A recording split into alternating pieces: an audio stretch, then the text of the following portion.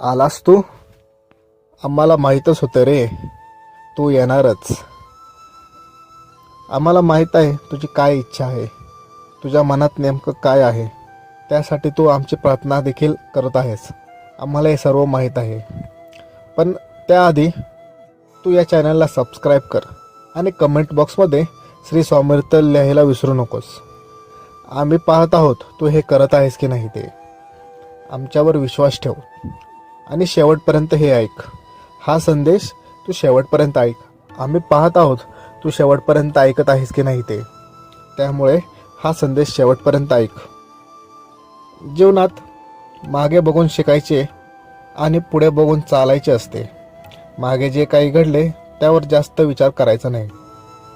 जे घडले त्यावर जास्त विचार करून आपली शक्ती आणि वेळ हे दोन्ही आपण वाया घालवत असतो. जे मागच्या काळात जे झाले भूतकाळात त्याच्यावर विचार करून तू तुझी शक्ती आणि वेळ दोन्हीही वाया घालवू नकोस. वाईट गोष्ट सोडून द्यायला शिक. प्रत्येक अनुभवातून चांगल्या गोष्टी घ्यायला शिक. प्रत्येक वाईट अनुभव आपल्याला काही ना काही चांगल्या गोष्टी शिकवतच असतो. आपण फक्त त्या समजून पुढे चालायचं असतं.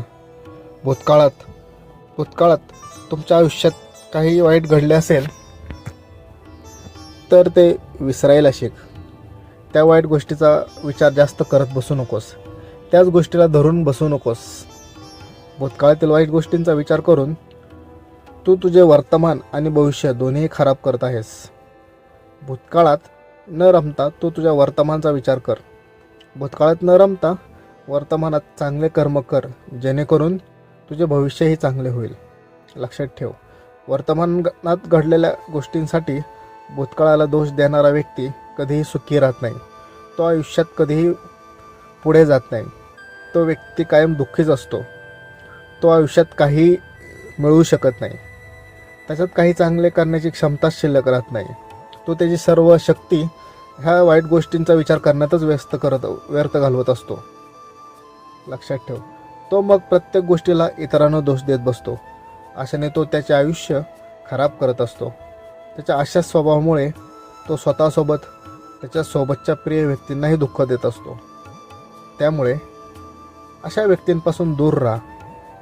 जो मनुष्य भूतकाळातून शिकून लगेच त्यातून बाहेर पडतो तो मनुष्य यशस्वी होतो.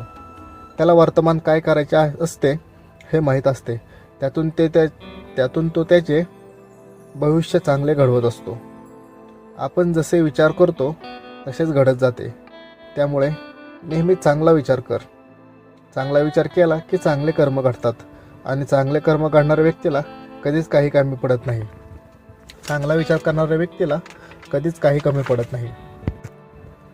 जो माणूस स्वतःच्या परिस्थितीला स्वतःची ताकद बनवतो तो कुठेच कमी पडत नाही.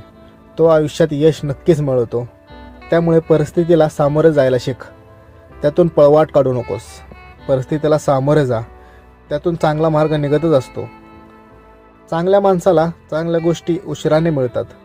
संयम ठेव, तुझी ही वेळ लवकरच येईल. संयम ठेव, तुझी ही वेळ लवकरच येईल. खोटी स्तुती करणाऱ्यांचा सहवास टाळ. कारण खोटी स्तुती करणाऱ्यांच्या सहवासात आपली प्रगती ही नेहमी खुंटतच असते. या उलट कडवट टीका ऐकणाऱ्याची सवय तू करून घे. कारण हीच एका फार मोठ्या बदलाची सुरुवात असते. लक्षात ठेव, तुझी वेळ लवकरच येणार आहे. तुझ्या बाबतीत सर्व काही चांगलेच घडणार आहे. तू फक्त तुझे कर्म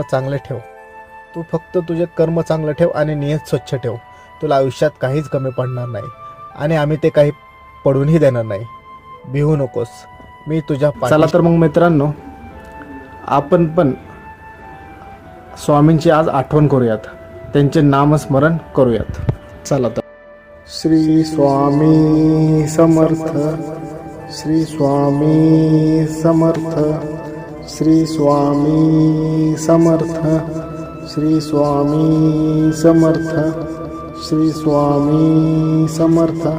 श्री स्वामी समर्थ. श्री स्वामी समर्थ. श्री स्वामी समर्थ. श्री स्वामी समर्थ.